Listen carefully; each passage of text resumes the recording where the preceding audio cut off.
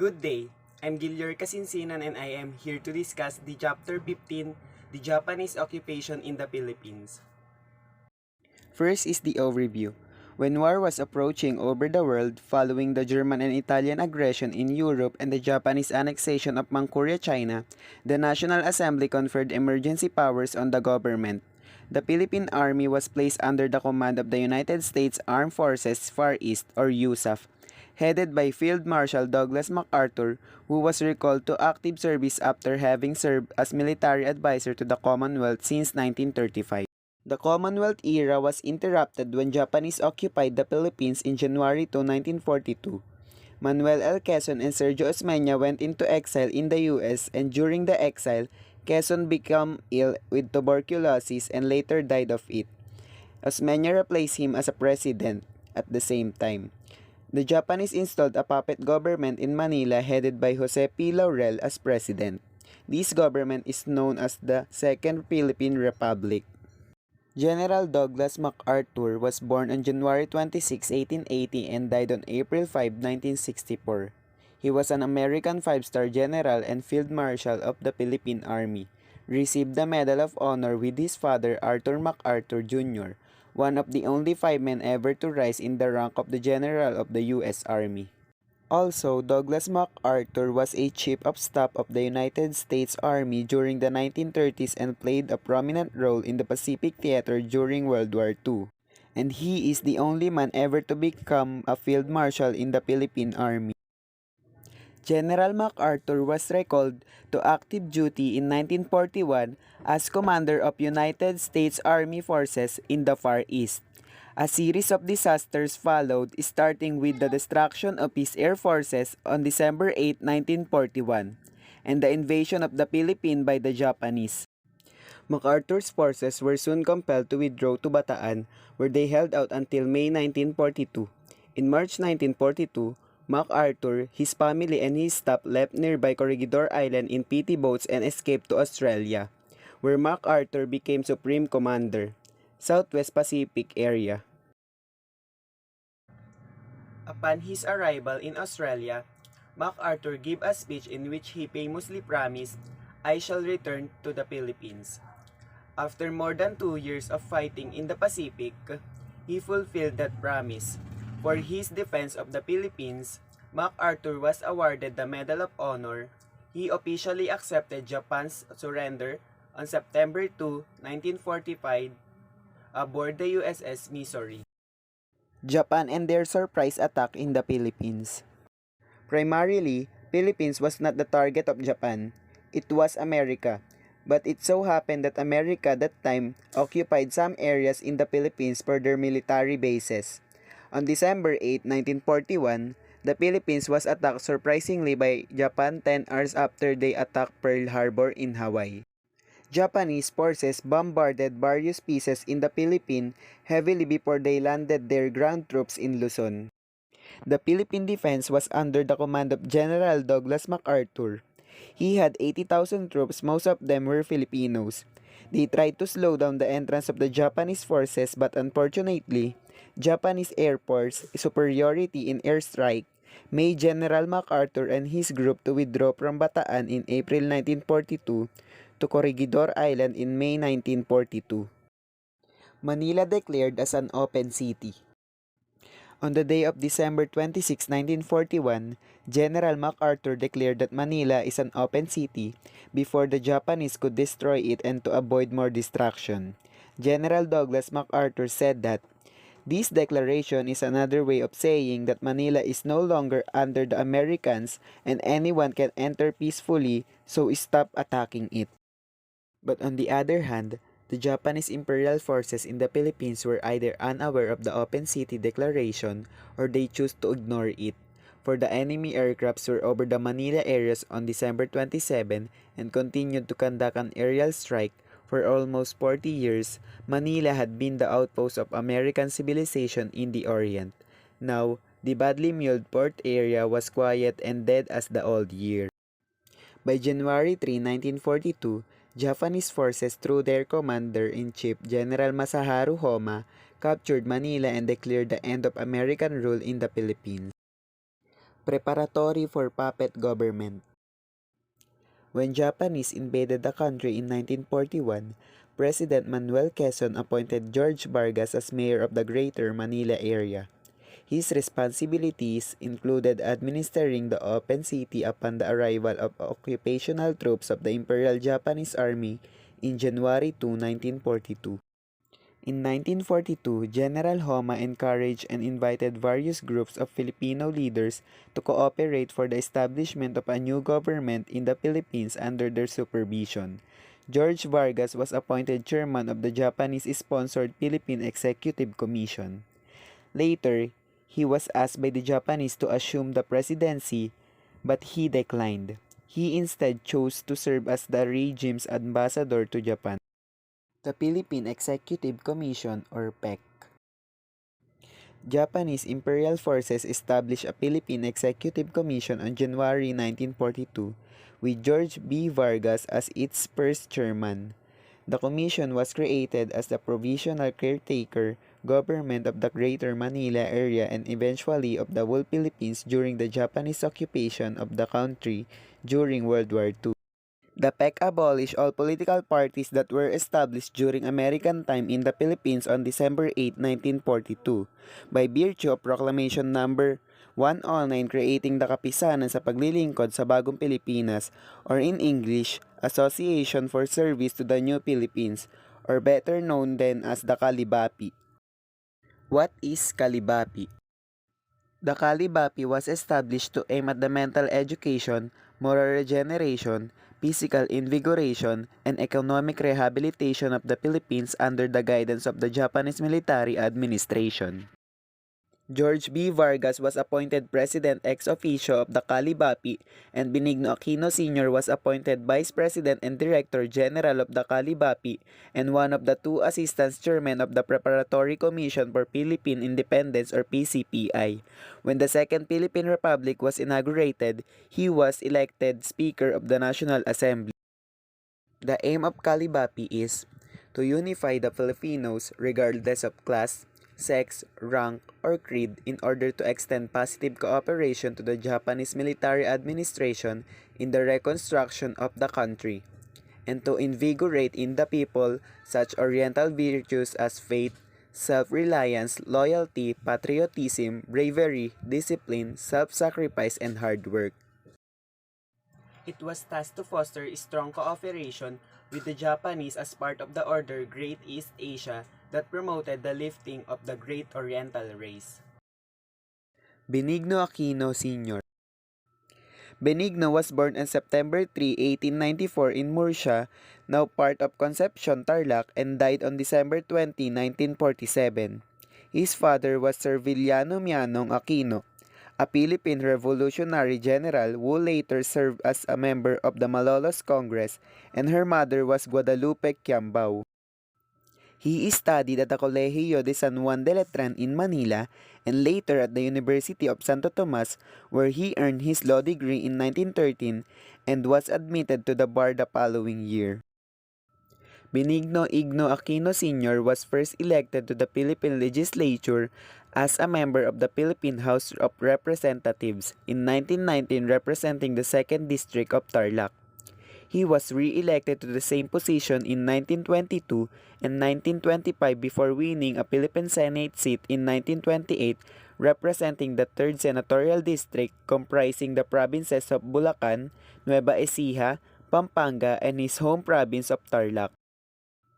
In December 1944, as the combined Filipino and American forces continued their advance to liberate the Philippines from Japanese forces, the government of the Second Philippine Republic was moved to Baguio, which included Aquino before they flew to Japan, where together with other officials they were arrested and imprisoned at the Sugamo prison when the Japanese surrendered. And on August 25, 1946, Aquino was flown back to the Philippines for his trial on treason charges by the People's Court, and a few weeks later he was released on bail. The Battle of Bataan. The Bataan Peninsula is mountainous down its spine with Mount Native in the north and the Mariveles Mountains in the south. It is covered in jungle. The peninsula's lowlands stretch to cliffs overlooking the South China Sea in west and beaches in the east along Manila Bay. Due to the topography, the peninsula's only natural harbor is Mariveles at its southern tip. As USAF forces assumed their defensive position, roads on the peninsula were limited a perimeter route then ran along the east coast from Abukay to Mariveles and then north up the west coast to Mauban and an east road between Pilar and Bagak. The defense of Bataan was divided between two new formations, General Wainwright's 1st Corps in the west and General Parker's 2nd Corps in the east.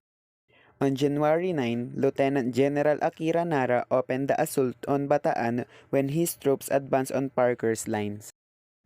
With the collapse of the Abukay-Mauban line, USAP established a new position running from Bagak to Orion on January 26. It is a shorter line. It was dwarfed by the heights of Mount Samat, which provided the Allies with the observation post overseeing the entire front. Though in a strong position, MacArthur's forces suffered from a lack of capable officers and reserve force were minimal. In February, the leadership in Washington began to lose hope and believed that USAF was doomed. Unwilling to lose a commander of MacArthur's skill and prominence, President Franklin D. Roosevelt ordered him to evacuate to Australia.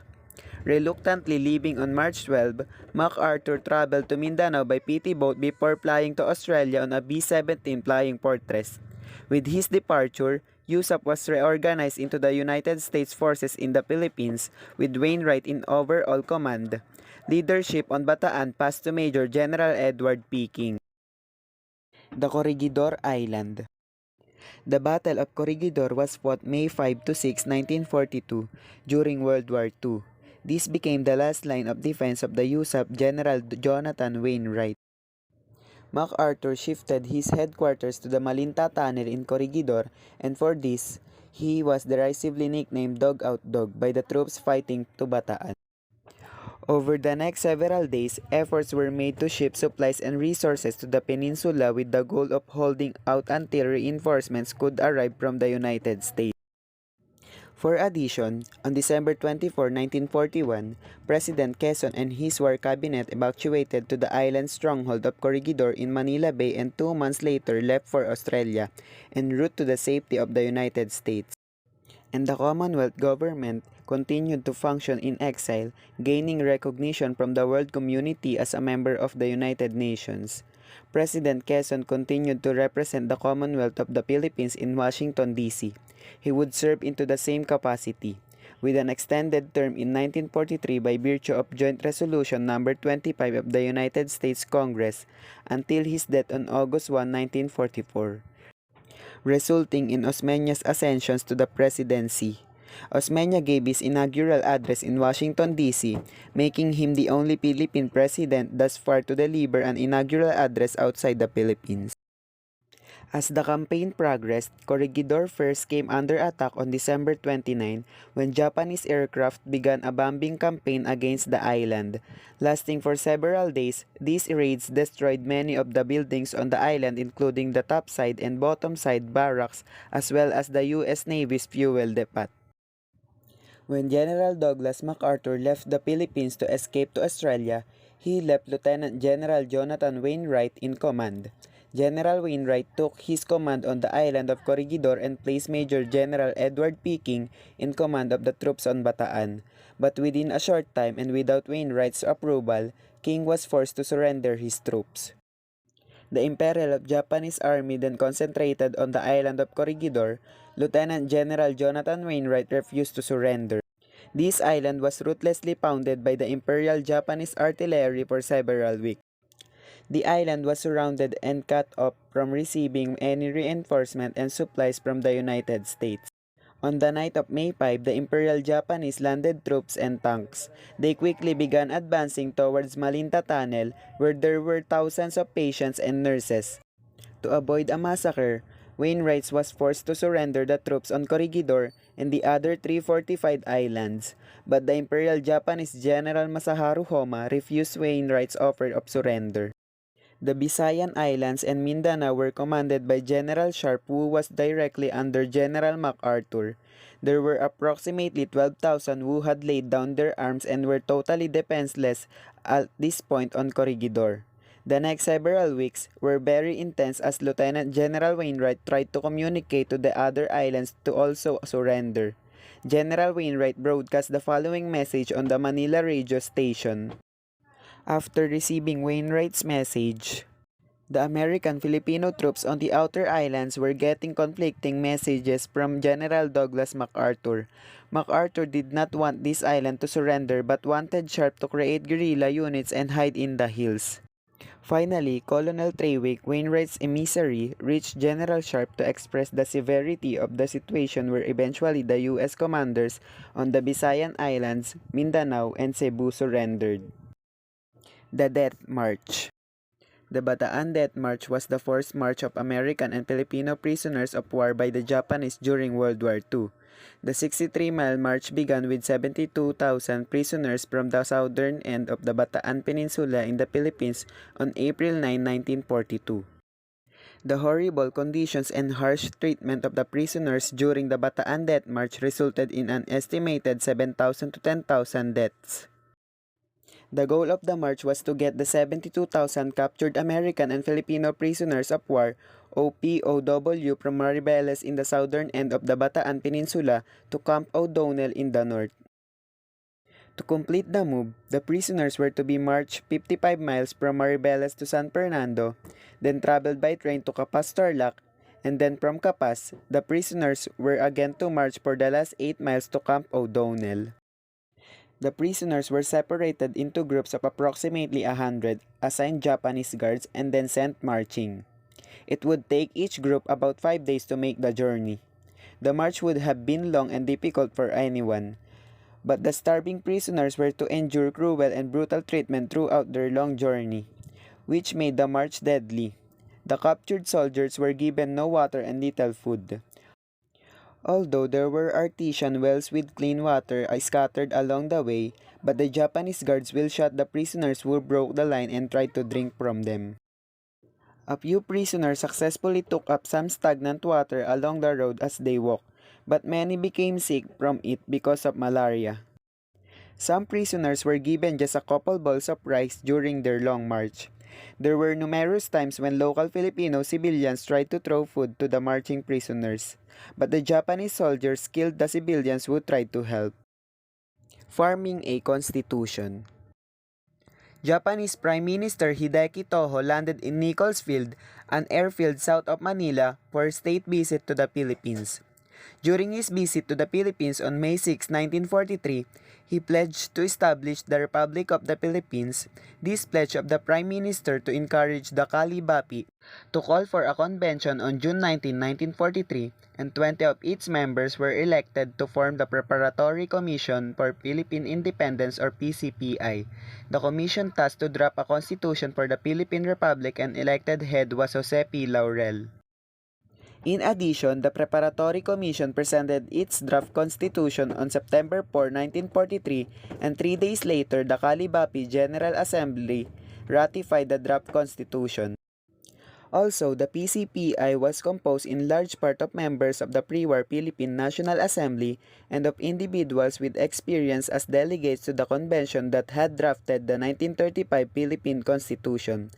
The 1943 draft constitution was limited in duration, provided for indirect election of the legislature and a stronger executive branch.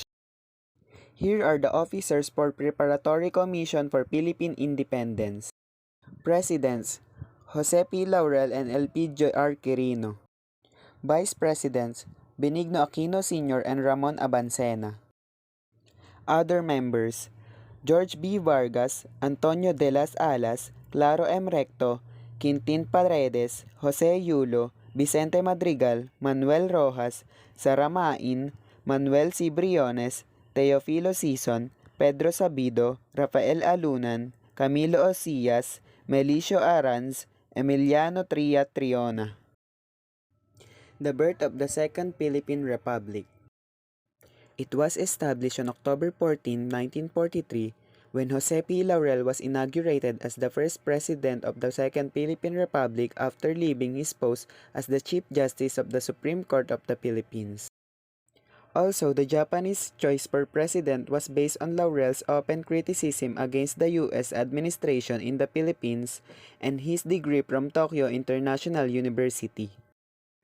Benigno Aquino Sr. and Ramon Abancena were also elected as vice presidents, and Manuel Rojas and General George Vargas were appointed as the cabinet member and chair of the Executive Commission respectively. Here are the two acts of the puppet regime. The first act of the puppet regime was to sign a military alliance with Japan. It was signed by Claro M. Recto, the Minister of Foreign Affairs, and Joso Murata, the Japanese ambassador to the Philippines. And the second act appealed for the sympathy of the United States but was denied by the said country. U.S. President Franklin Roosevelt refused to recognize the puppet government. The puppet government was established in the pursuit of creating the Greater East Asia Co-Prosperity Sphere under the chairmanship of the Japanese Imperial Government. Manuel Rojas and Jose Laurel wrote and signed the Philippine Puppet Constitution, which was an act of rebellion against the U.S. and also a testament of allegiance to Japan. President Laurel and his foreign minister Recto went to Tokyo, Japan to attend the assembly of the Greater East Asia Co-Prosperity Sphere. Also, those who pledged their loyalty to Japan were showered with supply of the best food, luxuries, and finest accommodation, while the Filipino who did not pledge suffered under the harsh Japanese rule. Lastly, the sons of Laurel were sent to Japan to study. Consequently, the puppet government gained little popularity amongst the Filipino people. Kempeitai. The Kempeitai was the military police arm of the Imperial Japanese Army from 1881 to 1945. It was not a conventional military police, but more of a secret police. These Kempeitai were feared by the Filipinos during Japanese occupation in the Philippines. The Kempeitai was responsible for the following duties: travel permits, labor recruitment, counterintelligence and counter-propaganda, supply requisitioning and rationing, psychological operation and propaganda, and lastly, rare area security. The end of the Japanese occupation in the Philippines. Japan occupied the Philippines for over 3 years, from 1941 to 1944. After the war in Europe, United States of America led the Allied forces that fought for Adolf Hitler in Germany. This is why America temporarily withdrew their forces including General MacArthur in the Asia-Pacific. Aside from the destruction of Pearl Harbor in Hawaii due to the surprise attack of Japan, America cannot fight two wars at a time, which is the Europe and Asia-Pacific. After the Allied forces in Europe won the war, 65% of the American forces in Europe ordered to liberate the islands under American colonies in the Pacific controlled by the Japanese Imperial Forces. When General Douglas MacArthur left the Philippines, he made a promise to the Filipino people. His words were, "I shall return." Filipinos held on to his promise and waited for the day of his return to liberate the Philippines from the hands of the Japanese. And with the help of the Filipino soldiers and civilians who became guerrillas, they continued to fight the Japanese in surprise and quick attacks. They supplied the information to General MacArthur, who was in Australia, through accurate intelligence reports from various places in the Philippines regarding the movements of Japanese within areas. On October 20, 1944, MacArthur and his men made their memorable landing in the Red Beach, Palo Leyte. With him was a fleet of 700 marine vessels with 174,000 men on board. When the Japanese Imperial Forces was informed of the coming of the American Liberation Forces, they feared the massive assault that might happen, and they saw that their days would be soon over. And because of that, President Jose P. Laurel was immediately instructed by the Japanese High Command to declare war against America as their ally. President Laurel made his proclamation to public, but he never ordered the Filipinos to engage into battle against the liberating forces of the Americans. At the same time, the Japanese High Command and their forces consolidated in Intramuros, Manila, and made their last stand. Americans and Filipino soldiers joined by guerrillas like Hukbalahap took over places to places in the area of Luzon. What is Hukbalahap? After the Japanese invasion, peasant leaders met on March 29, 1942 in a forest clearing located in Sitio Bawit, Barrio San Juan, at the junction of Tarlac, Pampanga, and Nueva Ecija provinces to form a united organization. They named their group as Hukbong Bayan Laban sa mga Hapon in relation to cause of why they would fight. The group was anti-Japanese army. After the meeting, a military committee was formed with Luis Taruc, which is the chairman, and Castro Alejandrino, the second in command. They used a guerrilla warfare technique to ambush Japanese army. On March 3, 1945, Manila was freed and months later, the whole Luzon was liberated from the Japanese control. The 3 years of war in the Philippines caused a tremendous death and destruction compared to the 330 years of Spanish colonization in the Philippines was done. And before I end this, I have 3 questions for you to answer. First, what are the 2 acts of the puppet regime? Second, what is Kempeitai? Give at least 3 duty of it. Third, if you are one of the civilians, will you give or throw some food to the prisoners?